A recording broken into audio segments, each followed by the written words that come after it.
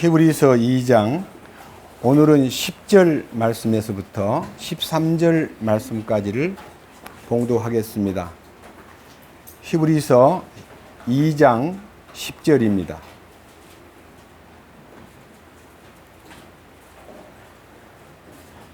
자신을 위해 모든 것을 존재하게 하시며 또 자신으로 말미암아 모든 것을 존재하게 하시는 그분께서 많은 아들들을 영광으로 데려가시는 일에서 그들의 구원의 대장을 고난들을 통해 완전하게 하심이 합당하도다.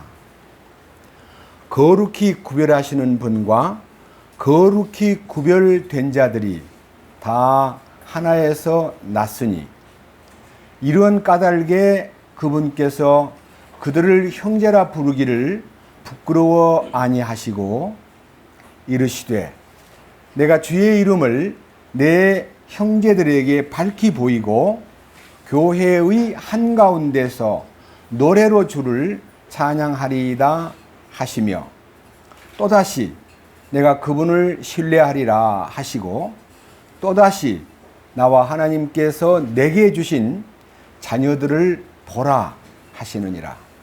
13절 말씀까지를 읽었습니다.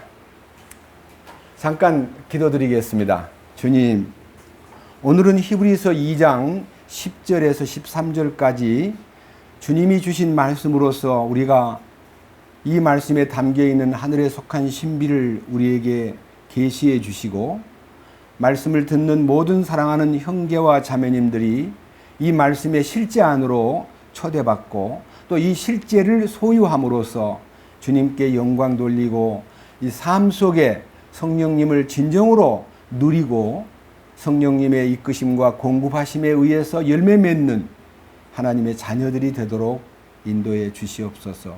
이 말씀을 한 절 한 절 풀어나갈 때에 주 성령님께서 이 거룩한 말씀의 신비를 우리에게 나타내도록 입술을 주장하시고 제 모든 표현을 주장하여 주시옵소서. 우리 주 예수 그리스도의 이름으로 기도드렸습니다. 아멘. 제가 지난 주일날에는 이제 이 히브리서 지금 읽은 2장 5절에서부터 9절까지의 말씀을 통해서 다가오는 세상에는 어떠한 하나님의 경륜이 계신가? 그러니까 지금 우리가 살고 있는 이 세상은 사실은 아담 한 사람으로 인해서 인류가 다 죄 가운데 빠지게 되었고 그 죄를 인간들이 짊어지고 사탄은 인간들을 통해서 죄를 생산하는 일이 사탄의 본업이기 때문에 우리 인간들은 그 사탄의 권세 아래서 지배를 받으면서 비참한 역사를 꾸려왔습니다. 근데 마지막 아담으로 오신 예수님께서 그 첫사람 아담이 우리 인간에게 지워졌던 그 멍에 죄의 그 비극을 혼자서 다 담당하시고 그것을 십자가에서 처리하신 후에 만약 예수님이 십자가에서 돌아가신 것으로 끝이 났다면 우리는 희망이 없습니다. 그 사건에 대해서 믿을 수 있는 증거가 없습니다. 그런데 우리 주님이 직접 그 죄짐을 지고 지옥의 문 앞에까지 가서 그 죄짐을 다 쏟아 부어버리고 그분이 친히 사흘 만에 부활하셔가지고 부활하신 예수님이 직접 우리에게 실제를 보여주기 위해서 부활하신 몸을 40일 동안 자기가 여러 방향으로 알려주셨고 그리고 50일째 되는 날 성령이 이 땅에 오심으로써 교회가 탄생되고 그 교회가 사도행전 2장에서 탄생되면서부터 지금 2000년이 흘러간 기간 동안에도 여전히 이 말씀을 통해서 예수 그리스도의 그 부활의 능력이 입증되고 우리같이 비천하고 연약하고 형편없이 부패한 죄인들이 주님의 은혜로 그분을 접촉만 하면 그분을 통해서 죄를 깨끗게 할 뿐만 아니라 거룩하게 되고 완전하게 됨으로써 장차 올 세상을 맡길 진정한 사람들을 훈련시키는 과정이 우리의 신앙생활이다 는 것을 말씀드렸습니다. 오늘은 10절에서 이런 말씀을 한번 읽어보겠습니다. 자신을 위해 모든 것을 존재하게 하시며 또 자신으로 말미암아 모든 것을 존재하게 하시는 그분께서, 여기에서 이제 모든 우주 만물 그리고 나 존재의 이유가 무엇이냐, 그러니까요 모든 것을 존재하게 하신 하나님, 또 자신으로 말미암아 모든 것을 존재하게 하신 그 하나님께서 나를 만드신 목적이 무엇이냐, 나의 존재 가치가 무엇이냐, 이런 부분들을요 확실하게 알면 자기의 존재 이유가 삶 속에 커다란 삶의 목표가 되고 그 일을 위해서 우리는 하나님께 진정으로 순종할 수 있는 것입니다. 신약 성경의 이제 결론이면서도 또 요한 그 성경 전체의 결론이라고 할 수 있는 성경이 요한계시록인데, 그 요한계시록 안에 우리의 이 존재의 의미가 열려 있습니다. 요한계시록 4장 11절을 보겠습니다.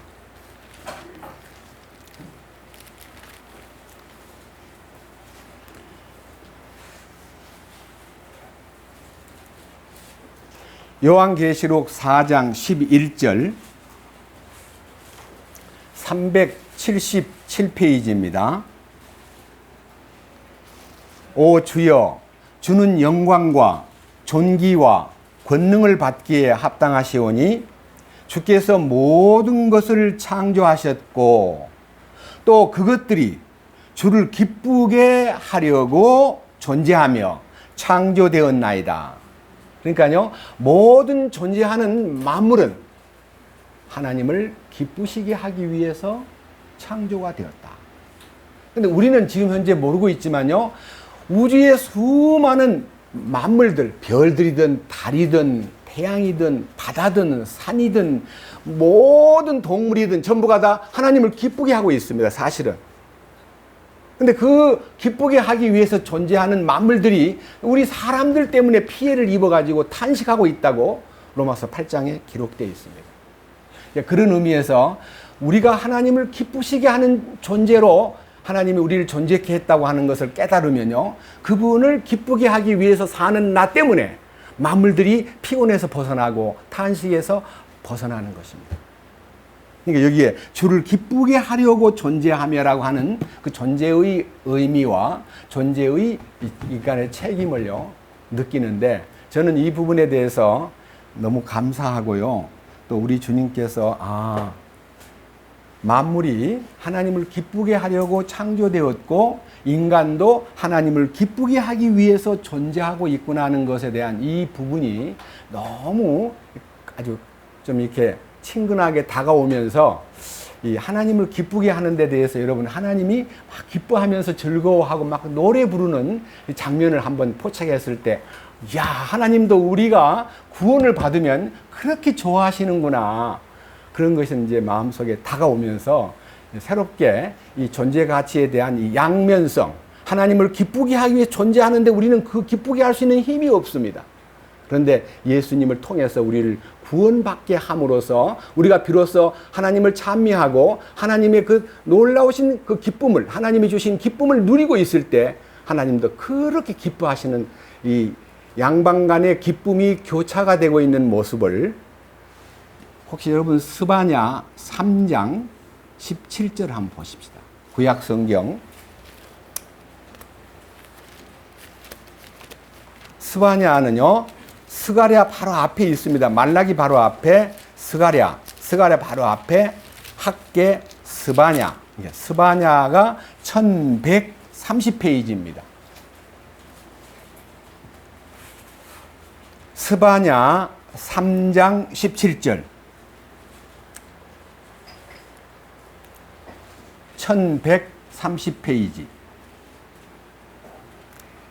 내 한가운데 계시는 주 내 하나님은 능하신 이시니 그분께서 구원하시고 너로 인해 기뻐하며 즐거워하시고 친히 사랑하시는 가운데 안식하시며 너로 인해 노래를 부르고 기뻐하시리라 하리라. 여기요 내 한가운데 계신 주라는 말은 임마누엘 하나님을 얘기합니다. 우리 하나님께서 이 인간 가운데 와 계시기 원하고 인간들을 살펴주시기 원하는데 그를 그 손길로, 그 능력의 손길로 구원하시고 너로 인해 기뻐하며, 구원받은 사람 보고 기뻐하면서 즐거워하면서 그 다음에 친히 사랑을 베풀면서 막 하나님이 거기서 안식을 이제 누리시는 거예요. 하나님의 안식. 여러분, 하나님이 언제 안식하셨습니까?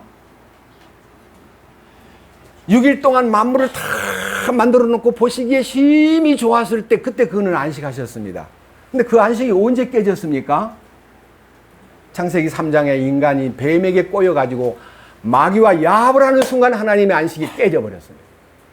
그래서 그는 그 안식을 회복시키기 위해서 많은 역사를 이어오시면서 안식일의 주인이신 주님이 이 땅에 오셔가지고 사람이 안식일을 위해서 존재하는 것이 아니라 하나님이 안식을 사람에게 주시기 위해서, 그러니까 다시 말하면 사람이 안식일을 위해서 사는 게 아니라 안식일이 사람을 위해서 있다 하시면서 내가 바로 안식일의 주인이야 하고 주님이 여기서 말하고 있는 그분께서 구원하시고 너로 인하여 기뻐하며 즐거워하시고 친히 사랑하시는 가운데 안식하시며, 그분이 안식을 되찾은 거예요.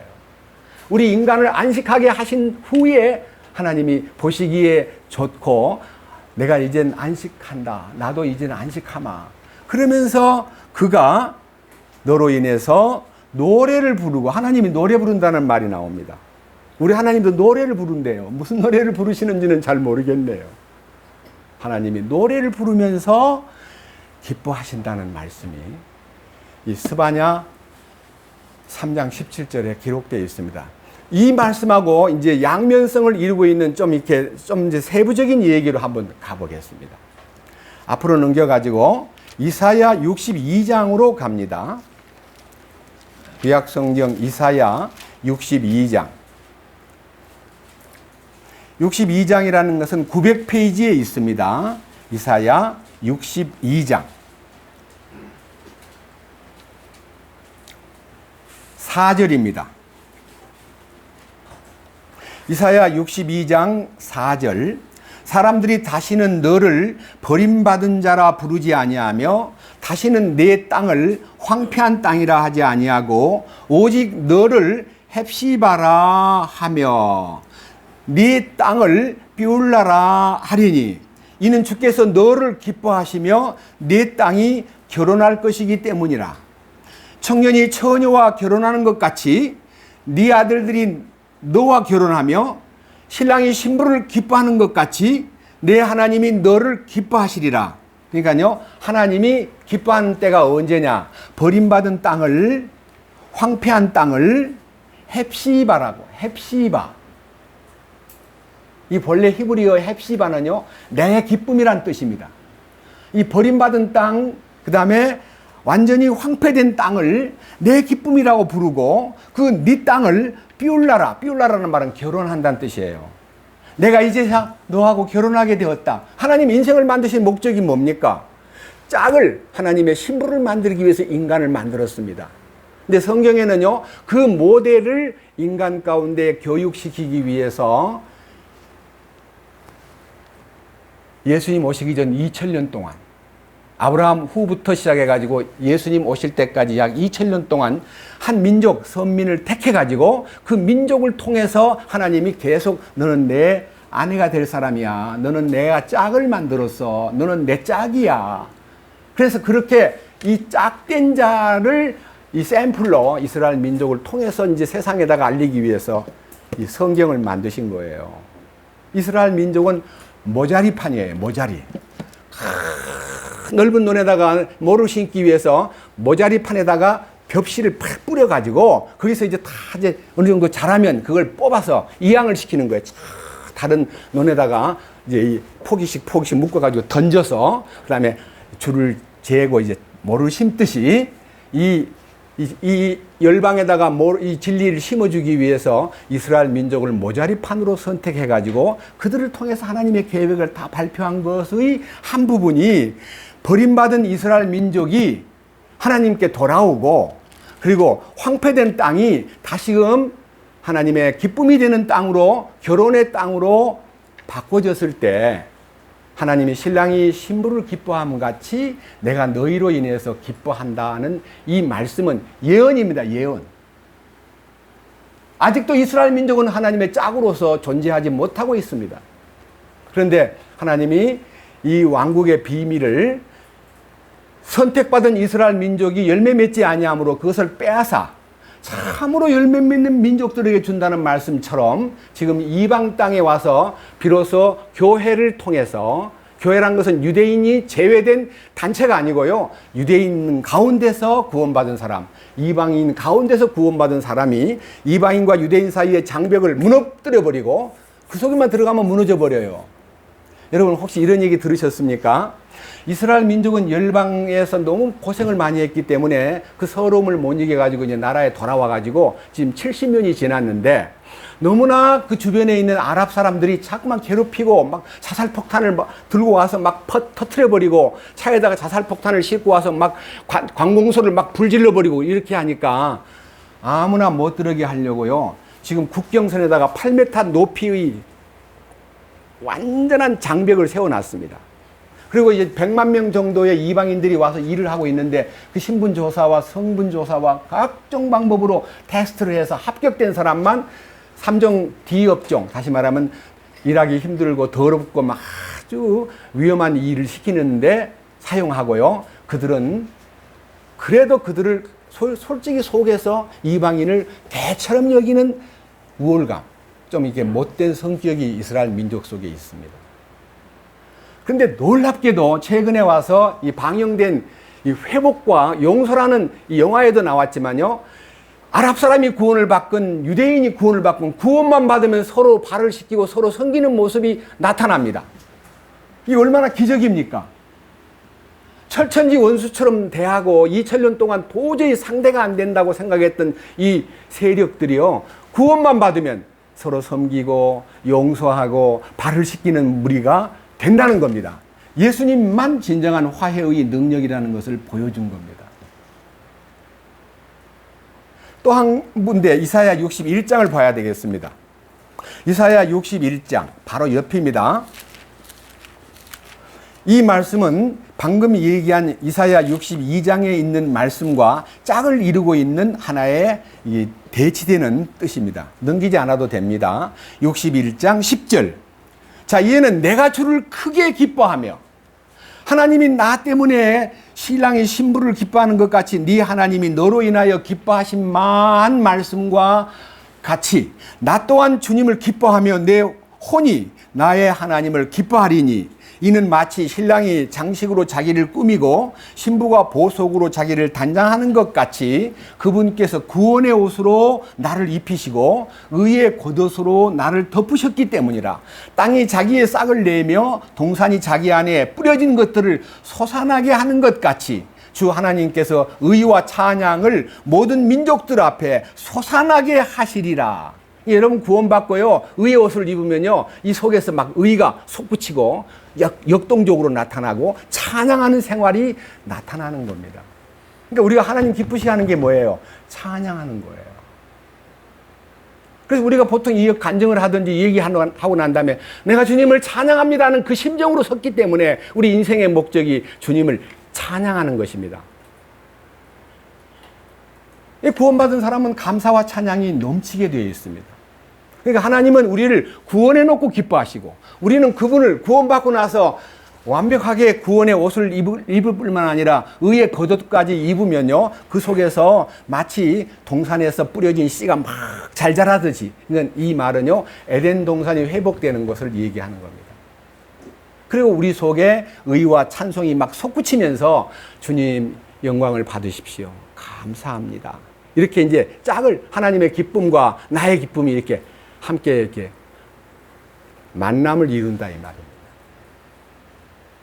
히브리서 2장으로 갑니다. 그래서 이 놀라운 사실 앞에 우리는 이제 존재의 의미를 발견했고요. 자, 10절입니다. 자신을 위해 모든 것을 존재하게 하시며 또 자신으로 말미암아 모든 것을 존재하게 하시는 그분께서 많은 아들들을 영광으로 데려가시는 일에서, 그러니까 여러분, 많은 아들들을 만들어 가지고 영광으로 데려가려고 하신 하나님의 목적이라는 겁니다. 이스라엘 민족을 이집트 땅에서 구원해내 가지고 그들을 젖과 꿀이 흐르는 가나안 땅으로 데려가시려던 그 목표와 같이 구원받은 성도들은 죄에서 구원만 받은 게 아니고 하나님이 정하신 영광의 나라로, 영광이 넘치는 곳으로 우리를 데려가시기 위해서 밑에 보십시오. 뭐라고 했는가? 그들의 구원의 대장을 고난을 통하여 완전하게 하심이 합당하도다. 구원의 대장이라는 말은 성경을 보니까요, 이 구원의 대장이라는 말이 하도 신기해가지고요, 영어 성경에는 캡틴이라고 되어 있더군요. 흠정역 성경에는 캡틴, 대장이에요. 근데 원문에 가서 조용히 구원의 대장이라는 용어를 보니까요, 이 놀라운 얘기가 딱 잡히는 거예요. 예? 알케고소라고 되어 있는데, 알케고소라는 말은요, 히브리서 12장 2절에 있는 구원의 창시자, 믿음의 창시자, 이 창시자라는 말과 대장이라는 말은 똑같은 단어입니다. 그래서 이제 이 단어를요, 더 분석해가지고 보니까요, 이 알케고소라는 단어는요, 첫째는 파이오니어, 개척자. 두 번째는요, 캡틴, 대장. 세 번째는요, 프린스, 통치자. 마지막에는요, 리더, 지도자. 이 뜻이 들어 있습니다. 그러니까 우리 주님은 창시자요, 통치자요, 대장이요, 개척자라는 겁니다. 그분이 이 땅에 오셔가지고 이 인류의 구원을 이루기 위해서 고난을 통해서 완전하게 되셨다. 그러니까요, 이분이 고난을 통해서 완전하게 돼야 될 이유가 무엇이냐 하면요, 고난 안 받고도 그냥 오셔가지고 인간을 그냥 용서해버리면 되는데, 그러면 공의가 짓밟혀버리는 거예요. 공의를 합당하게, 하나님이 공의로운 하나님이기 때문에 이 공의를 이루기 위해서 예수님의 그 몸에다가 죄를 뒤집어 씌워가지고, 인간의 죄를 다 끌어다가 예수님 몸에다가 더 뒤집어 씌워가지고 죽게 함으로 그 공의가 이루어졌습니다. 그래서 십자가는 하나님의 공의와 사랑이 동시에 이루어진 장소라는 것을 여러분 아셔야 됩니다.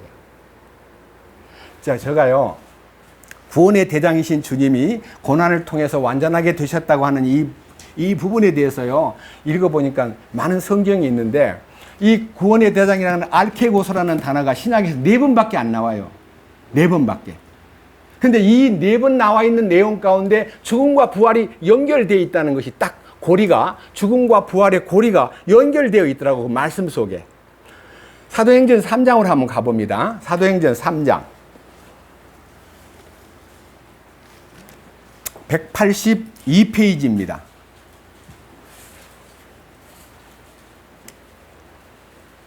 사도행전 3장 14절과 15절에 구원의 대장이라고 불리웠던 통치자, 프린스라는 분, 알케고소라는 단어가 15절에 나오는데, 14절에 너희가 거룩하신 분, 곧 의로우신 분을 부인하고 살인자를 너희에게 달라고 구하여 생명의 통치자를 죽였도다. 여기 말하는 통치자라는 단어가 아까 제가 말씀드렸던 구원의 대장, 알케고스, 우리 주님이 프린스요, 리더요, 파이오니어요, 그 다음에 완벽한 바로 성취자라는 것을 여기서 알케고스, 생명의 통치자를 죽였도다. 그러나 그분을 하나님께서 죽은 자들로부터 일으키셨으며, 죽은 자 가운데서 살아났다고 혼자만 산 게 아니라 죽은 자들로부터, 죽은 자들을 데리고 일으켜지셨으며 우리는 그 일의 증인이니라 하는, 여기서 말하는 일으켜지심과 그 다음에 통치자이신 주님이 죽음을 정복했다는 뜻입니다. 그 다음 요 한 장 더 넘겨보세요. 이제 5장입니다. 사도행전 5장 30절입니다. 5장 30절.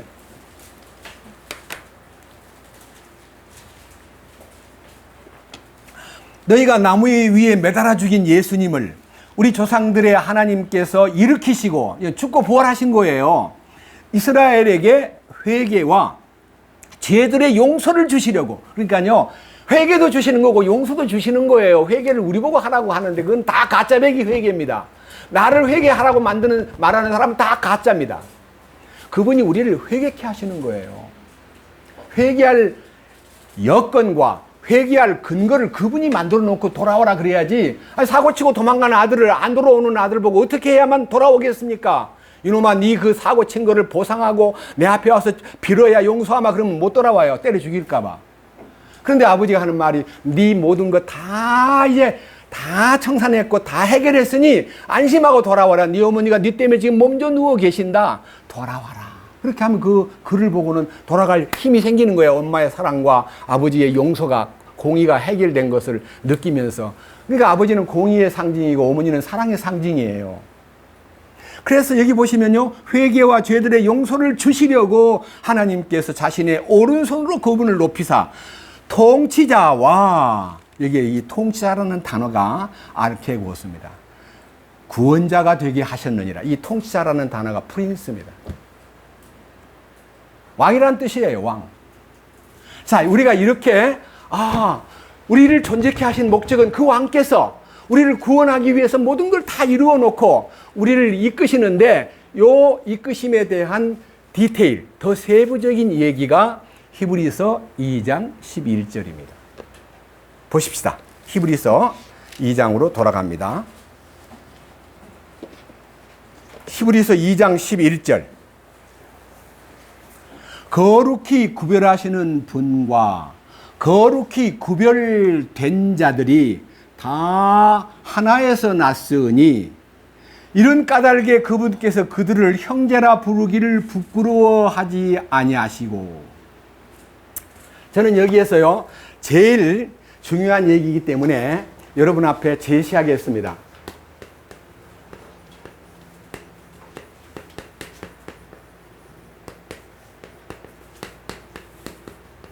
거룩히 구별하시는 분과 거룩히 구별된 자들. 여기에서 거룩히 구별하시는 분은 그리스도고요, 거룩히 구별된 자들은 우리들입니다. 우리. 여러분과 저입니다. 자, 그런데요, 어떻게 거룩하게 하시며 어떻게 거룩하게 구별될 수 있느냐. 다시 말하면 어떻게 거룩해질 수 있느냐는 문제가 우리 숙제인데요. 우리 가운데 상당히 많은 사람들이, 야, 사람이 이렇게 더럽고 부패하고 무능하고 나약한데 어떻게 죄를 안 짓고 살 수가 있냐. 이렇게 이제 사람들을 보고 그걸 따지게 돼요. 말씀에서 능력이 나타난다는 걸 모르고, 이거 와보니까 뭐 다 그렇지도 않네. 뭐 시시한 사람들도 있고 그렇게 안 된 사람들도 보이는데 이 교회가 뭐 앞뒤가 안 맞네. 이렇게 쉽게 사람 보고 판단하지 말고, 어떻게 거룩하게 하시는 분께서 어떻게 거룩하게 하시느냐 하는 것에 대한 그 하나님이 주신 원칙과 실제를 딱 깨달으면요, 내가 사람을 볼 게 아니라 주님만 보면 되겠구나. 그것이 내게 이루어지기를 내가 간구하고 원해야 되겠구나 하는 것이 마음에서 다 은혜가 됩니다.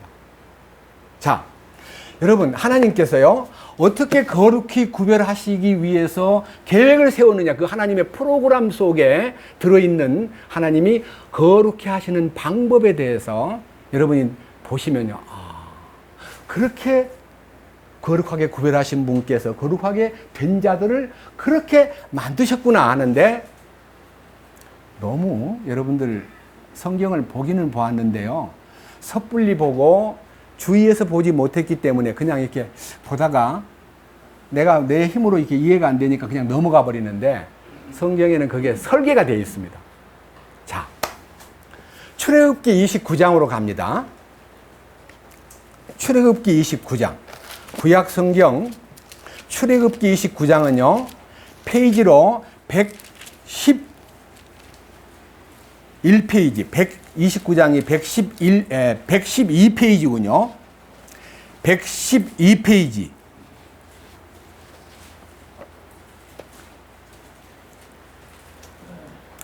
35절입니다. 출애굽기 29장 35절.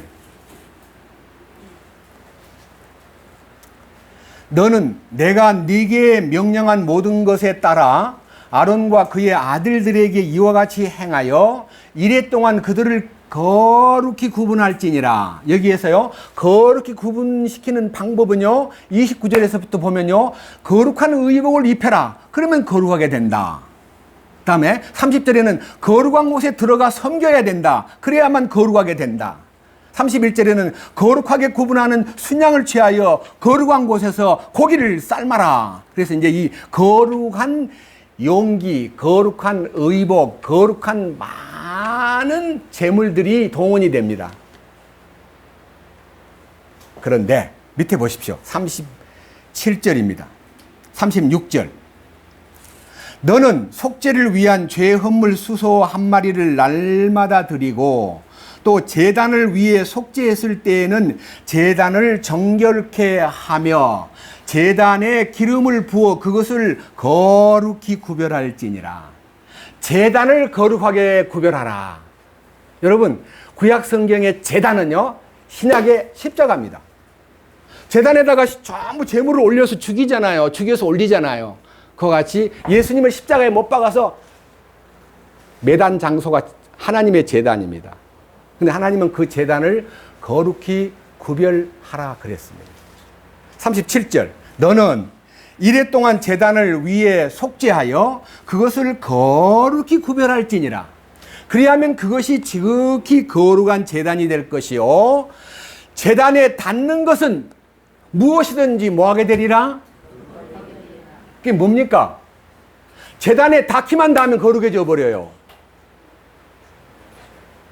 하나님이 제단을 거룩하게 구별했기 때문에 제단에만 접촉하면 거룩해져 버려요. 여러분, 12해를 혈육증으로 앓던 여자가요, 좀 부자였어요. 근데 많은 의사를 만났는데 자기 있는 재산을 다 갖다 바쳤는데도 병이 안 낫고 더 심해졌다 그럽니다.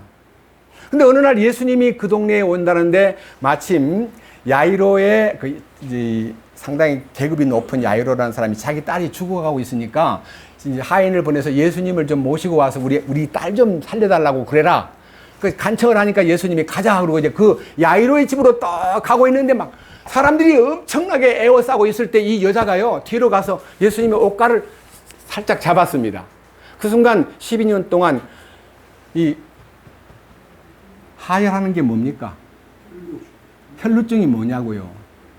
예수님의 보혈이 영적으로 보면 아무리 쏟아 부어줘도 계속 흘러나가는 거예요. 오른쪽으로 듣고 왼쪽으로 흘러나가고 왼쪽으로 듣고 오른쪽으로 흘러나가고 주일날 듣고 월요일날부터 흘러나가 버려요. 그건 뭔 말이에요? 순환되어야만 정상적인 세 가지 공급. 피가 세 가지 일을 해요. 첫째, 영양을 공급하고, 두 번째, 폐기물을 운반해서 바깥으로 내보내고, 그 다음 뭐예요? 병균하고 싸우는 내균이 들어있어요. 내성 군인들이. 그러니까 싸우는 군인도 들어있고 병균을 이게 영양을 온몸 머리카락 끝부분까지 손톱 끝부분까지 운반하는 영양을 운반하는 것이 있고요. 쓸모없는 쓰레기를 치우는 능력이 피한테 있는데 그 피가 순환돼야 건강해지고 그 피가 순환돼야 인간이 되는데 그 피가 영적으로 말하면 우리에게 그 보혈로 말미암아 하나님의 양식이 공급되고 사탄의 권세를 물리치는 능력이 있고 그 다음에 마지막에는 우리한테 있는 나쁜 더럽고 누추한 것들을 다 자동으로 제거시키는 힘이 있다 이 말입니다. 우리가 예수의 피에 대한 얘기를 그렇게 오래 들어놓고도 이 피가 순환되질 않고 자꾸 흘러나가 버리기 때문에 점점 있는 것을 다 허비하고 의사를 만나면 만날수록 더 괴로움을 느끼던 사람이 예수님의 옷가를 딱 잡는 순간에요 완벽하게 나아버렸습니다. 온전하게 되었습니다. 그 순간 누가 내 옷에 손을 대었느냐고 물을 때 제자들이 무리들이 옹이하여 미나이다 라고 말할 때 아니다. 내게 능력이 나간 것을 내가 알고 있다. 주님의 옷가를 만지는 순간에 그 능력이 그 여자에게 전달되면서 그 여자가 온전하게 된 것입니다. 저는요 어떤 기록물에서 너무 은혜 받은 사실이 있는데 어떤 안진뱅이가 있었습니다. 안진뱅이.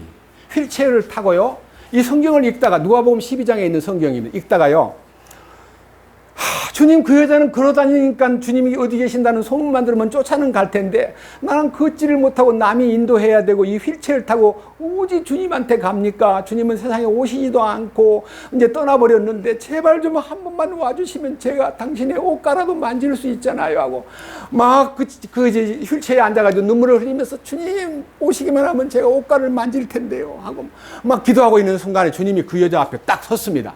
그가 자기도 모르게 그 여자 그 자신이 휠체어에서 쑥 일어나가지고 그 옷가를 만지려고 막 뒤따라가는 겁니다. 그 광경에 딴 사람들이 갑자기 안진뱅이가 걸어가는 걸 보고 놀래가지고 깨우니까 하는 말이 나 꿈에서 그런 줄 알았어. 실제가 되어버렸습니다. 휠체어에 앉은 안진뱅이도요, 주님 나타나셔가지고 그 여자를 일으킬 수 있는 능력이 지금도 있다 이거예요. 지금도 있어요. 여러분, 지금 말씀하신 것 가운데 여기 출애굽기 29장 37절에 너는 이래 동안 제단을 위해 속죄하여 그것을 거룩히 구별할지니라. 그리하면 그것이 지극히 거룩한 제단이 될 것이요. 그 제단에 닿는 것은 무엇이든지 거룩하게 되리라. 이게 하나님의 예언이에요. 예언. 이건 하나의 그림자지만요. 이것은 예언입니다. 성경의 실제적인 현장으로 여러분들을 안내하겠습니다. 히브리서 9장. 다음에 세밀하게 설명하겠지만요. 오늘은 절수만 읽겠습니다. 히브리서 9장.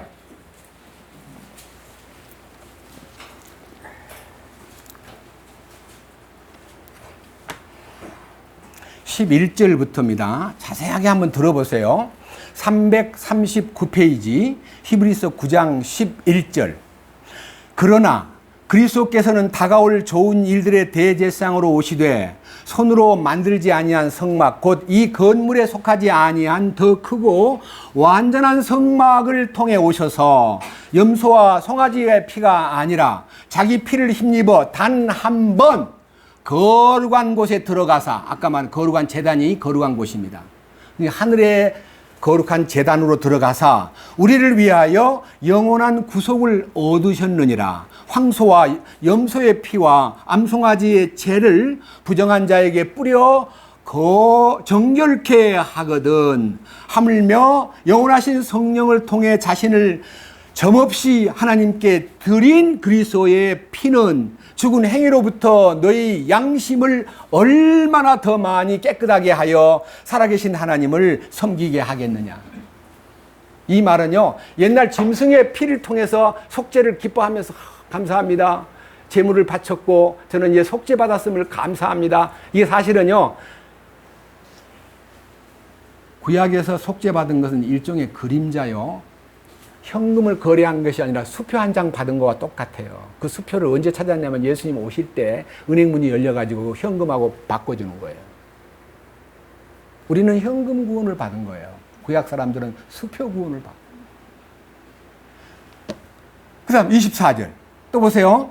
그리스도께서는 손으로 만든 거룩한 처소들 곧 참된 것의 모형들 안으로 들어가지 아니하시고 하늘 그 자체 안으로 들어가사 이제 우리를 위하여 하나님 앞에 나타나셨다.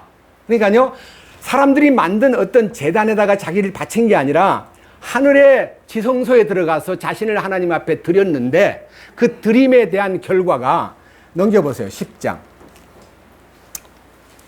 히브리서 10장 9절입니다.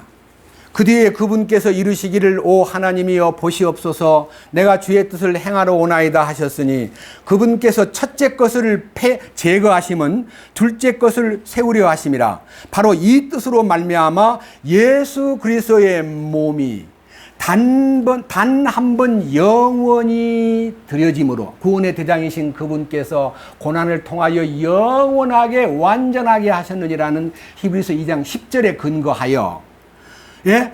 영원히 단 한 번 드려짐을 통해 우리가 뭘 얻었다고요? 여기요, 거룩히 구별하시는 분은 예수님이고 거룩히 구별된 자는 우리인데 그분이 단 한 번 제물이 되셔서 하나님 앞에 드려지는 순간 우리가 거룩해진 거예요? 안 해진 거예요? 여러분, 거룩해진 걸 자꾸 행동을 보고 어제 네가 거룩해졌다는데 그 모양이냐? 자꾸 우리는 행동을 보고 저울질 하는데 하나님의 원칙은 거룩해진 겁니다. 그 다음 보십시오. 이 부분에 대해서요. 자, 밑에 봅니다. 히브리서 10장 14절. 그분께서는 거룩이 구별된 자들을 단 한 번 헌물을 드림으로 영원토록 어떻게? 하실 거예요. 하셨어요. 그럼 우리 완전해진 거예요? 안 진 거예요? 근데 왜 완전해졌다고 말을 하면서도요, 생활을 보니까 안 돼. 도대체 이게 뭐냐? 이게 이제 우리에게 있어서 순종하느냐 안 하느냐의 여러 가지 그분을 신뢰하고 그분의 능력을 진심으로 믿고 그분을 참으로 그 다음 히브리서 2장 11절 이하에 다 나옵니다. 한번 들어봅시다. 자, 그 다음 보십시오. 이 일을 위해서 주님이 우리에게 명하신 명령을 한번 들어봅시다. 19절. 히브리서 10장 19절. 그러므로 형제들아, 우리가 예수님의 피를 힘입어 새롭고 살아있는 길로 지성소에 들어갈 담대함을 얻었는데, 그러니까 지성소에 주님만 들어간 거예요. 우리도 들어가게 돼요. 얘기해 보세요. 지성소를 주님만 들어갔어요. 우리도 들어가야 돼요. 왜 머리이신 주님이 그 지성소에 들어갈 때 우리도 같이 들어간 거예요. 우리가 몸에 붙어 있으니까. 그 몸을 못 보고 우리는 주님, 머리 대신 주님 혼자만 머리만 들어갔다 나온 거 아니잖아요. 몸도 같이 들어갔잖아요. 여러분, 이런 얘기를요, 창세기에서 예언했어요. 창세기에서. 하나님이 아담을 깊이 잠들게 하사 그의 갈빗대를 취하여 여자를 만들었는데, 아담이 깨어난 게 뭐예요? 부활이에요. 여자를 딱 보는 순간 그대는 내 살 중에 살이요 내 뼈 중에 뼈니 그대를 남자에게서 취하였은즉 여자라 하리라. 남자는 man이고 여자는 woman이잖아요. woman. 우라는 단어는 에게서예요. 남자에게서. 영어도 그렇게 쓴 거예요. 남자에게서. 여자들이요, 남자에게서 났습니다. 그러니까요, 머리가 되려고 애쓰지 말고 그 몸에 딱 붙어가지고 주님의 명령을 따라 남자가 머리 대신 주님을 따르는 것만 위해서 기도하고요. 부부끼리 싸움을 시작합니다. 여보, 성경 못 봤어? 복종하라 하지 않았어? 여자가 복종해야지. 이게 말이 많고 따따붙다 해. 하니까 여자 왈. 당신 사랑했어? 사랑하시오. 그럼 복종할게요. 그래서 둘이 사랑을 강조하는 여자와 그다음에 복종을 강조하는 남자가 평생 가도 해결이 안 돼요. 어떻게 하면 해결되냐면요. 저는 제 가정에서 복종을 강요하던 약간의 습관이 있었는데 주님 앞에 딱 무릎을 꿇고 복종하니까요. 집사람이 저절로 복종하는 삶으로 들어오고, 그 다음에 저는 주님의 사랑을 몽땅 받으니까 그 사랑이 그냥 흘러서 집사람에게 전달되는 것을 보았습니다. 이게 정상적인 코스입니다. 에베소 5장 22절에 잘 나와 있습니다. 자, 그런데 이거 한번 보십시오. 히브리서 2장으로 갑니다.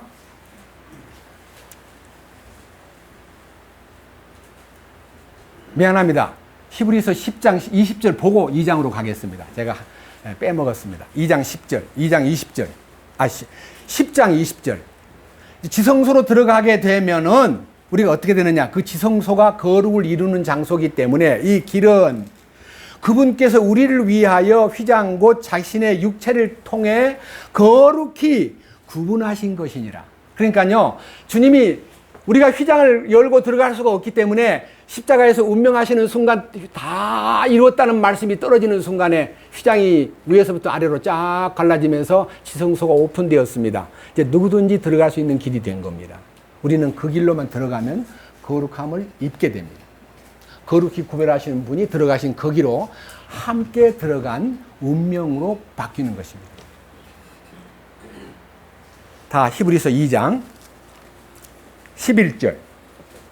거룩히 구별하시는 분과 거룩히 구별된 자들이 다 하나에서 났으니, 여러분, 하나라고 하는 이 하나는요, 구조적으로 하나님께서 에베소 4장에 주도 하나이요, 믿음도 하나이요, 성령도 하나이요, 침례도 하나이요, 하나님도 하나이시니 그 하나 속에 우리가 다 연합이 되어버린 겁니다. 우리 주님의 요한복음 17장에 주여 내가 아버지와 함께 하나 된 것 같이 저들도 다 나와 하나가 되게 하옵소서라고 기도하셨습니다. 그 기도가 십자가를 통해서 이루어졌습니다. 자, 그 이루어진 현장을 부활의 아침으로 요한복음 20장으로 초대하겠습니다. 요한복음 20장. 신약성경 요한복음 20장은요,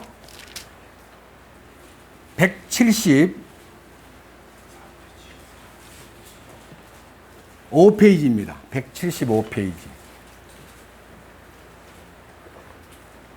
20장 1절부터요, 돌무덤에 대한 얘기가 있는데 주님이 부활했다는 부활의 현장을 막달라 마리아와 다른 이제 자매님들이 그 무덤 앞에서 천사들로부터 예수님이 부활했다는 소식을 들었습니다.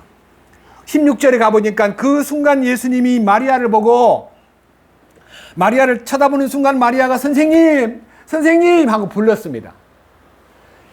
17절 예수님께서 그녀에게 이르시되 내게 손을 대지 말라. 내가 아직 내 아버지께로 올라가지 아니하였노라. 다만 내 형제들에게 가서 그들에게 이르되 내가 내 아버지 곧 너희의 아버지 내 하나님 곧 너희 하나님께로 올라간다 하라. 부활하신 주님이 이제는 구원받은 모든 성도를 보고 내 형제라고 불렀습니다. 이것이 요한복음 12장 24절의 완성입니다. 한 알의 밀알이 땅에 떨어져 죽지 아니하면 한 알 그대로 있고 죽으면 많은 열매를 맺느니라 하신 주님께서 한 알의 밀알로 돌아가셔가지고 부활의 아침에 한 단의 밀알을 탁 들고요. 한 단의 밀알. 그게 이제 초실절, 초곡절. 한 단의 밀알. 그 속에 내 형제들이 있는 거예요. 주님이 내 형제라고 불렀던 그 무리가 있는 거예요. 여러분 그 순간 우리 주님은 독생자였던 분이 십자가에 죽을 때까지는 독생자였는데 부활하신 순간부터 독생자가 아니고 그분은 장자가 되시고 우리는 동생들이 된 거예요. 누구 동생? 그리스도의 동생. 그분이 너희는 가서 내 형제들한테 가서 내가 살아났다는 것을 알려라. 이게 내 형제들이라고 불렀던 요 형제들이란 단어가 히브리서 2장 11절 이하에서 13절까지 여러 표현으로 나와 있는데 오늘 그 부분을 집중적으로 한번 논의해 보겠습니다. 본문으로 돌아갑니다. 히브리서 2장 11절. 거룩히 구별하시는 분과 거룩히 구별된 자들이 다 하나에서 났으니 이런 까닭에 그분께서 그들을 우리 모든 형제 자매들을 형제라 부르기를 부끄러워하지 아니하시고 여러분 형제라고 불렀는데요. 형제라 부른 그 부른 단어가요. 브레드린입니다. 브레드린. 이거는 복수입니다. 복수. 블라더가 아니고요. 브레드린입니다. 예? 여러분 사진에 들어가 보세요. 브레드린이라는 단어가 신도들이라 해요. 신도. 신도라는 말 믿을 신자에다가 무리도자예요. 그냥 무리예요. 무리. 이 브레드린. 이들을 브레드린이라 부르기를 부끄러워하지 아니하고 우리 주님 우리를 형제라 불렀습니다. 그 다음 보십시오. 12절.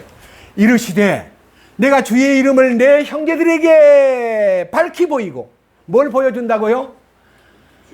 주의 이름이 얼마나 위대한가. 이 세상에 구원받을 만한 다른 이름을 주신 적이 없다. 천하 인간 가운데 다른 이름은 없다. 오직 예수 이름 하나밖에 없다. 그 우리가요 주님 이름을 높이 쳐들고요. 주님밖에 없습니다. 주님만 부르겠습니다. 주님 한 분만 집중하겠습니다. 주님 한 분에게 고정하겠습니다. 이게 생기는 거예요. 거룩하게 함을 입었을 때요 그 부활에 동참한 사람이에요. 이었을 때 우리 주님에게 주님이 우리 보고 하는 말이 네가 주의 이름을 밝히 내가 나타내 보여줌으로써 그 다음 뭐라 그랬어요? 교회의 한가운데 이 교회가 에클레시아예요. 교회가 뭡니까?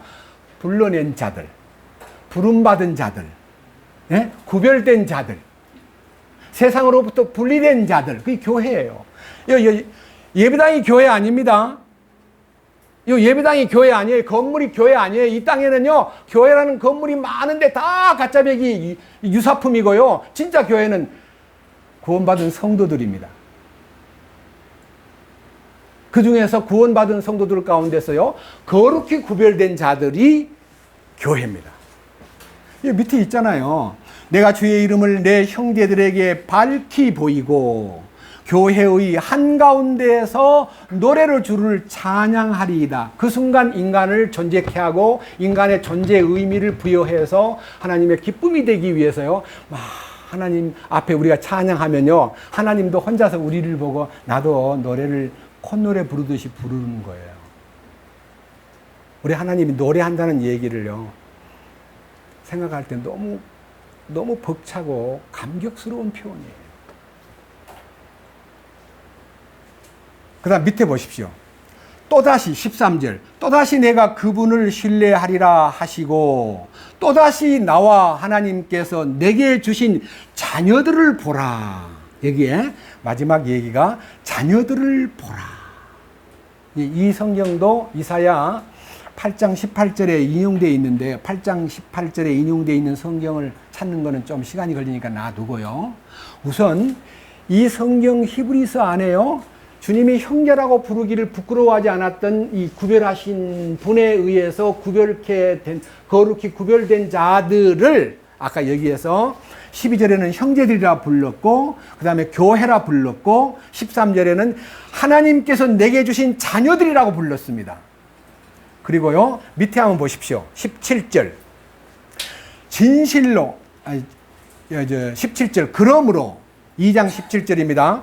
그러므로 모든 일에서 그분께서 자기 형제들과 같게 될 필요가 있었으니 자기 형제들과 같게 된다는 말은요 똑같으리라는 말 껍데기만 같은 게 아니고요 본질적으로 하나님의 형상을 덧입는 여러분 머리가 몸을 형성합니다. 머리가 영리하면 몸도 영리합니다. 머리가 고장나면 몸도 고장나버립니다. 그래서 머리 대신 주님이 우리를 그 거룩함 속으로 데리고 가기 때문에 우리들을 일컬어 3장 1절에서는요 그러므로 뭐라 그랬습니까?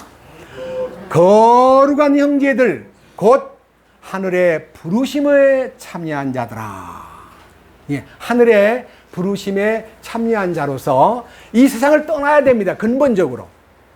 그러니까 이 세상에 정붙일 시간이 없고요. 머뭇거릴 시간이 없습니다. 우리는 순례자로서 이제는 주님이 정하신 길을 따라 가는 사람들이기 때문에 우리를 아무리 유혹하고 우리를 죄악으로 끌고 가려고 해도 노라고 말할 수 있는 사람이 되는 겁니다. 네? 로마서 6장 15절 봅시다. 무슨 말인지 한번 봅시다. 로마서 6장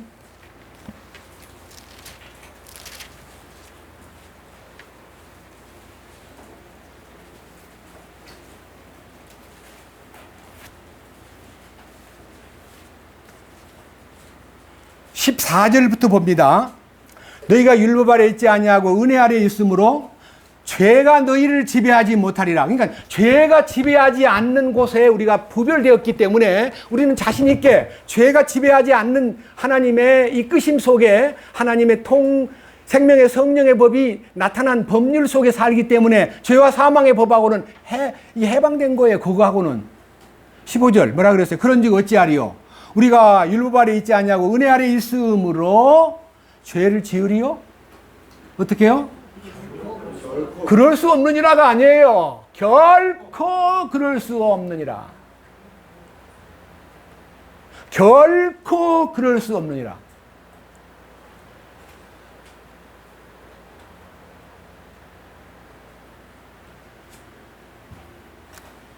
(17절) 그러나 하나님께 감사하리로다. 너희가 죄의 종이었으나 너희에게 전달된 교리의 그 틀에 마음으로부터 순종하고 이로써 죄로부터 해방되어 의의 종이 되었느니라. 이 의의 종이 되었다, 죄로부터 해방되었다는 말이 19절에서 거룩함이 이제 나타나는 걸 얘기합니다. 거룩하게 된 것만 갖고는 부족합니다.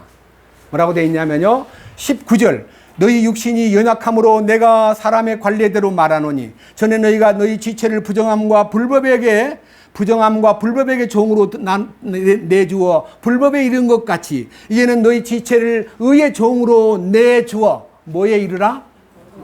그래, 거룩함에 이르는 것이 거룩한 생활 아닙니까? 나를 어디다 내주느냐예요. 죄 가운데 내줘놓고는 한다는 소리에 거룩함을 입었던 사람이 어떻게 저 모양이냐 라고 판단할 게 아니라 그 불순종한 것은 그가 대신요 징계를 받든지 어떤 문제가 생기는 거예요. 저는 제가 진심으로 이 죄에서 해방된 이 축복에 대해서 감사드립니다. 자랑하는 게 아니고 주장하는 게 아니고 설교만 하는 게 아니라 제 삶 속에 주님의 거룩이 나타나는 것을 삶 속에서 느끼고 있습니다. 그런데요, 솔직히 이것은 하나님의 계획 속에 들어 있었습니다. 너무나 장엄한 계획이기 때문에요, 예수님 오시기 전 1000년 전에요, 이 거룩에 대한 하나님의 계획이 딱 서 있었기 때문에 여러분과 제가요, 한번 이제 자세하게 한번 훑어보지는 못하고요, 좀 개괄적으로 훑어보면서, 이게 하나님의 프로그램 속에 입력되어 있던 것이었구나. 1000년 전에 세운 계획이 그대로, 여러분 어떻게 1000년 전에 계획을 세워가지고 1000년 후에 그대로 이루는 것이 이 보통 문제 아니잖아요. 시편 22편으로 갑니다. 시편 22편은요, 구약성경 702페이지입니다.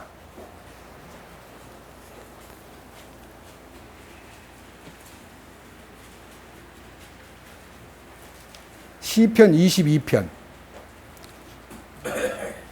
이 성경은요, 다윗이 하나님의 감동을 받아서 쓴 시인데, 이 시를 아헬렛 샤할에 맞추어 악장해 준 다윗의 시 그랬는데요. 아헬렛 샤할이라는 단어가요, 이 아헬렛이라는 단어가 암사슴을 얘기하고요, 샤할이라는 단어는 새벽을 얘기합니다. 그러니까 새벽의 암사슴이라는 말인데요. 이 내용이 뭐냐면요, 주님이 우리를 위해서 돌아가시는 데 대한 예언을 새벽의 암사슴으로, 이게 은유의 표현으로 했는데, 여기 첫 번째 이 절수에요, 주님이 십자가에서 외쳤던 음성, 나의 하나님, 나의 하나님, 어찌하여 나를 버리셨나이까. 여러분 아시지요? 엘리 엘리 라마 사박다니. 그 노래가 시작됩니다.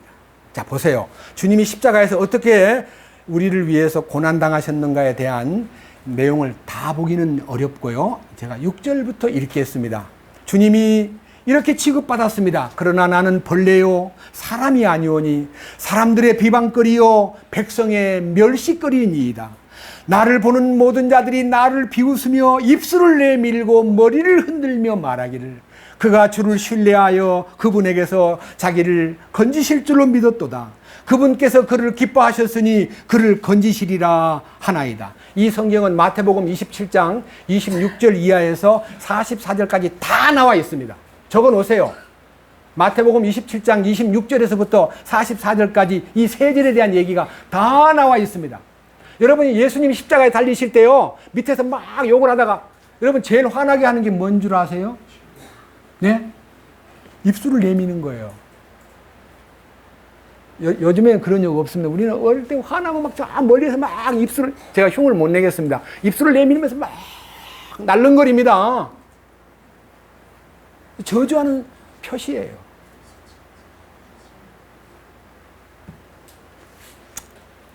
자, 주님 당하신 고난의 얘기를요, 11절부터 봅니다. 주님의 기도입니다. 나를 멀리하지 마옵소서. 고난이 가까이 있으나 도울 자가 없나이다. 주님 아무도 안 도와주고 있잖아요. 많은 황소들이 나를 에워싸며 바산의 힘센 황소들이 나를 둘러싸고, 이방인들을 말합니다. 로마의 세력. 그들이 약탈하며 울부짖는 사자같이 나를 향해 입을 벌렸나이다. 나는 물같이 쏟아졌고 내 모든 뼈는 어그러졌으며 내 심장은 밀초같이 되어 내장 한가운데서 녹았나이다. 주님이 심장이 녹아버린 거예요. 내 힘은 질그릇 조각같이 마르고 내 혀는 내 턱에 붙었나이다. 주께서 또 나를 사망의 태끌 속에 두셨나니 개들이 나를 에워싸고 사악한 자들의 무리가 나를 둘러싸고 내 손과 발을 찔렀나이다. 누가복음 24장 27절 이하에 39절 이하에 양손과 양발에 못을 박는 현장입니다.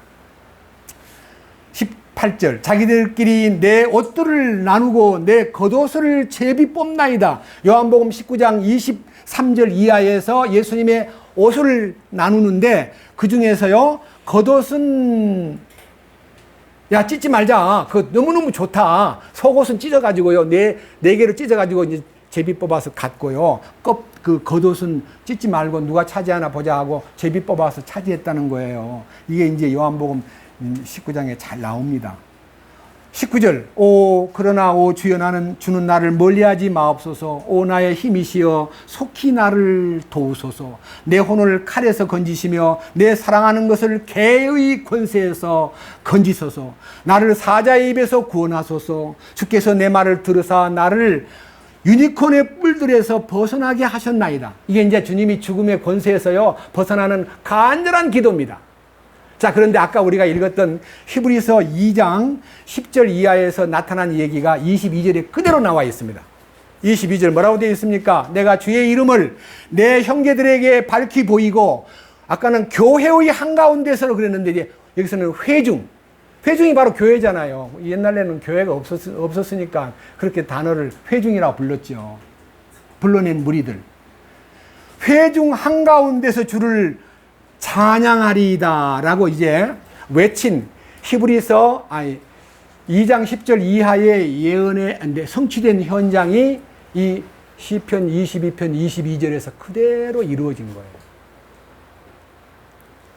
그뿐만 아니라요, 23절부터요, 다 하지 않겠습니다. 서두만 주를 두려워하는 자들. 그 말이 뭔 말입니까? 주님을 참으로 우러러보는 사람들이 생긴 거예요. 거룩함을 입은 자들이니까. 그 다음 24절. 그분께서 고난받는 자의 고난을 멸시하거나 몹시 싫어하지 아니하셨으며 자신의 얼굴을 그에게 숨기지 아니하시고 그가 그분께 부르짖을 때에 그분께서 들으셨도다. 고난받는 자의 고난이 뭡니까? 주님의 고난을 깨닫고 주님의 십자가에 연합하는 사람이 축복을 받고 그 고난에 내가 무장이 될 때에 내 죄가 끝난다는 말씀이 마음에서 떠올라 가지고 주님의 고난에 함께 그 고난에 일치하는 모습이 여기에 24절입니다. 그 다음 25절. 큰 회중 가운데 드릴 나의 찬양은 주로부터 나오나이다. 그래서요, 찬양은 여러분 이 목구멍에서 내는 내 소리가 아니고요, 주님의 영이 내 안에 오셔가지고 내 속에서 역사할 때에 진정한 찬양, 진정한 기도, 진정한 예배가 나오는 거예요. 영으로, 영과 진리로 예배해야 되기 때문에 이 속에서 생명이 솟구쳐서 찬송 부르고, 생명이 솟구쳐서 기도하고, 영으로 찬송하고, 영으로 예배하는 것이 진정한 예배예요.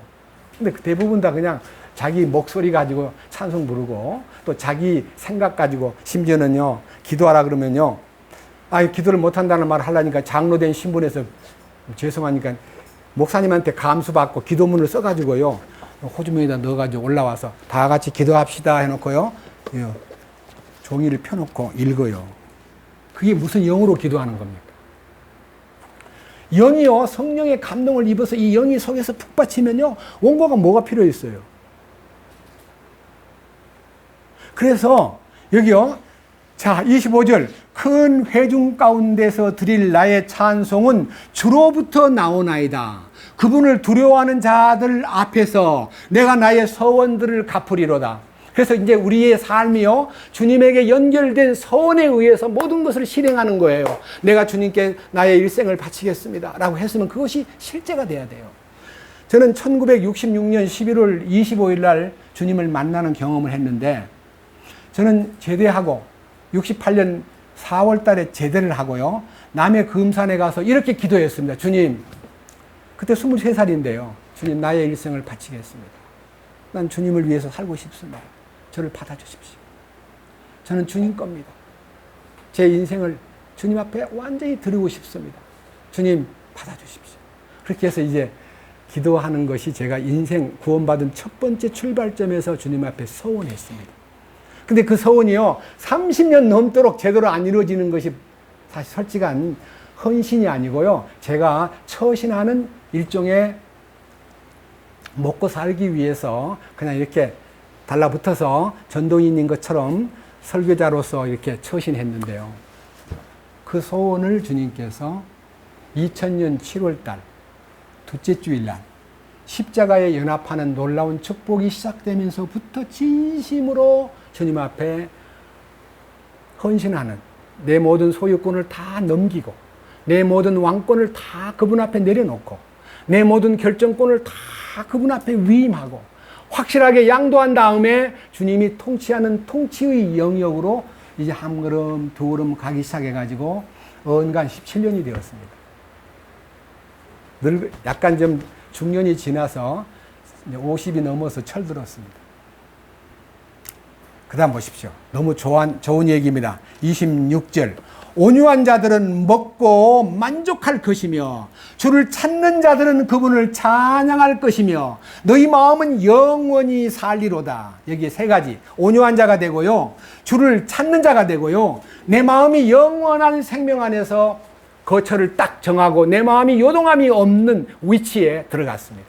주님의 온유가 깃들여진 겁니다. 마태복음 11장 29절에 나는 마음이 온유하고 겸손하니 나의 멍에를 메고 내게 배우라고 하신 그 주님의 가르침이 나의 혼을 안식하게 만들고 그때부터 주님의 온유가 조금씩 깃들기 시작하는 것을 느낍니다. 지금 100% 주님의 온유가 제게 작용한다고 생각지는 못하지만요. 조금씩 주님의 온유로 채워지는 것을 느낍니다. 밑에 보십시오. 27절. 그 순간 세상의 모든 끝이 기억하고 주께로 돌아오며 민족들의 모든 족속이 주 앞에 경배하리니 우리는요. 지금은 아직까지 세상이 다 75억 인구가 존재하고 있는데 그중에 몇 억이 예수를 믿냐 하는 것은 참으로 이해하기 어려운 숫자입니다. 대부분 다 하나님을 거역하고 반역하고 무시하고 하나님을 저항하고 있습니다. 그러나 우리는 주님이 분명히 왕으로 오셔가지고 이 모든 세상을 통치하고요. 모든 민족이 주님 앞에 무릎 꿇을 날이 온다는 것을 믿기 때문에 이거는 끝을 본 거예요. 끝을. 주님의 경영의 끝을 본 거예요. 밑에 보십시오. 28절. 그 순간 왕국은 주의 것이요. 그분은 모든 민족들 가운데서 다스리는 이시로다는 통치자이신 예수님을 알게 되니까요. 우리는 지금 현재 통치 아래에 있다는 것이 다 실제가 아닌 것이 눈에는 보이지만요. 모든 무릎이 주 앞에 꿇지 않은 걸 보지만요. 역사가 딱 끝나는 날 모든 인류는 전부 다 그분 앞에 무릎을 꿇습니다. 그때는 늦습니다. 우리가 지금 살아있을 때 그분 앞에 무릎을 꿇어야 되고 그 왕국에 포함되어야 됩니다. 그분의 통치권 안으로 들어가야 됩니다. 여러분 주님 오셔서 통치권을 행사하는 건 분명하게 맞지만 지금 이 시대에서 우리가 그분의 통치 영역 안으로 들어가야 됩니다. 그 다음 29절. 땅 위의 모든 기름진 자들이 먹고 경배할 것이요 흙으로 내려가는 모든 자들이 그분 앞에 절하리니 아무도 자기 혼을 지켜 살아남게 하지 못하리로다. 혼을 지킨다는 말은요 주님의 능력으로 십자가 앞에 나아가 이 혼이 꺾이고요. 이 혼이라는 자아입니다. 혼이라는 여러분 이 푸시케라는 단어는요. 예? 혼이라는 자아는 being, 존재를 의미하고요. self, 에고, 나를 얘기합니다. 이 혼의 구원이라는 말은요. 내 원죄를 깨끗게 하기 위한 하나의 과정을 얘기하고 그것이 메커니즘상 혼이라고 부를 뿐이죠. 자기를 얘기합니다. 자기가 변화돼야 돼요. 죄만 씻으면 안 돼요. 자기가 바꿔줘야 돼요. 죄 안 짓는 생명으로 주님이 이기는 생명으로 바꿔줄 때 그 DNA가 하나님께 속한 자는 죄를 범하지 아니하나니 이는 하나님의 씨가 그 속에 거하며 저도 범죄치 못하는 것은 하나님께로 났음이니라. 이 원칙을 준수해야 돼요. 허접하게 죄를 지어가면서 어떻게 죄를 안 지을 수 있나 한번 해볼까? 조사해볼까? 따라다녀볼까? 조사하느라고 시간 보내지 말고요. 자신이 저 앞에 무릎을 꿇으세요. 밑에 보십시오. 30절. 한 씨가 그분을 섬기리니 씨가 하나예요. 여러분 마태복음 1장에 낳고 그리스도가 나시니라 그러는데 그 그리스도가 나신 42대의 마지막 부분에요. 내가 있다는 걸 알아야 돼요. 아브라함과 다윗의 후손 속에 예수님만 있는 게 아니라 예수님 속에 내가 있다는 거예요. 내가. 유대인 얘기인데 그거 어떻게 내가 들어갑니까? 예수님 안에 왜 못 들어갑니까? 머리 대신 그분 안에 한 몸이 붙는 거 아닙니까? 고린도서 12장에 딱 보시면요. 머리 대신 그리스도 안에 몸이 다 붙고 지체는 여럿이지만 다 한 몸인 것 같이 그리스도도 그러하니라. 여러분 그 안에 포함되어 있어야 됩니다. 이 영광스러운 대열에 모든 사람이 한 씨가 되어 그분을 섬기리니 주께서 그것을 뭘로 여기신다고요? 한 세대, 한 제너레이션, 한 세대. 우리는 한 세대입니다. 여러분 아브람 말고요. 바울 사도와 베드로 사도를 만나면 우리가 뭐라고 불러야 될까요? 형제님하고 불러야 돼요? 할아버지라고 불러야 돼요? 2000살 먹은 할아버지 보고 어떻게 형제라 불러요? 건방지게. 무슨 공산당이냐? No. 우리 주님이 우리를 형제라 부르기를 부끄러워하지 않았다는 겁니다. 그 다음 무엇입니까? 31절. 그들이 와서 앞으로 태어날 한 백성에게 그분의 의의를 밝히 드러내되 그분께서 이것을 행하셨음을 드러내리로다. 이 모든 의가 밝아지면서 주님이 행하신 결과입니다. 주님의 부활의 실제 때문에 우리는 의로워졌고 우리는 한 세대입니다. 라고 자신 있게 선포할 수 있는 것입니다. 이게 예언된 거예요. 시편 22편은 예수님 오시기 전 1000년 전에 예언된 것이요. 예수님 몸 안에서 다 이루어졌고 그 거룩하게 하시는 분께서 우리를 거룩하게 함으로써 우리는 다 하나에서 났고 그 안에서 우리는 거룩함을 덧입은 거룩한 형제들입니다. 이 일을 주께 찬양하고요. 우리 인생을 거룩에 합당한 그 위치에서 주님 높이는 사람 되시기를 특별히 권고드리고 이 말씀에 주목하십시오. 주님을 찬양합니다. 아멘. 주님 감사합니다. 오늘도 이 히브리서 2장의 말씀을 통해서 거룩하게 하시는 분은 하나님이시고 거룩하게 함을 입은 자는 그 은혜로 제단에 접촉만 해도 거룩해지는 것 같이 십자가에 접촉만 해서도 우리는 거룩해진 것을 믿습니다. 우리 주님이 지성소에 들어가서 모든 것을 이루신 것을 알고 우리도 주님을 따라 지성소에 들어가게 됨으로써 거룩을 덧입었음을 감사합니다. 죄와 상관없이 사는 삶에 대해서 눈을 띄워주시옵소서. 진실로 자기의 처지나 나약함이나 육신을 보지 않고 성령의 인도를 따라서 이기는 생명 안에서 이기는 자로 넉넉히 이기는 자로 살게 하여 주옵소서. 우리 주 예수 그리스도의 이름으로 기도드렸습니다. 아멘.